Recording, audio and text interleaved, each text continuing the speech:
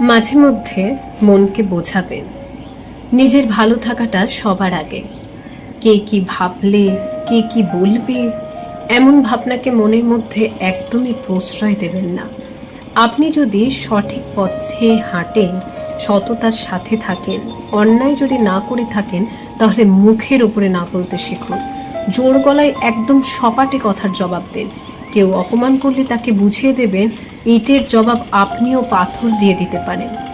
আপনাকে বুঝতে হবে ভদ্রতা, সভ্যতা, সম্মান, সৌজন্যতা, উদারতা সবার জন্য নয়। যে আপনাকে অপমান করলো, আপনার সাথে খারাপ ব্যবহার করলো, নিজের সুবিধায় জন্য আপনাকে ব্যবহার করলো, আর আপনি বুঝতে পেরে নিজেকে তার কাছ থেকে নীরবে সরিয়ে নিয়ে এলেন, এমন থিওরি দিয়ে সবসময় জীবন চালাবেন না। এতে অন্যায়কারী প্রশ্রয় পায়। যে আপনার জন্য ভালো, তার জন্য আপনি সবসময় ভালো থাকুন। আর যে আপনার সাথে খারাপ করলো, তার জন্য আপনাকে খারাপ হতে হবে না। খারাপকে মুখের ওপরে বলুন সে খারাপ। অনেক সময় সম্পর্ক বাঁচানোর চেয়ে সম্পর্ক হারানো অনেক বেশি সম্মানের। কি, তাই না?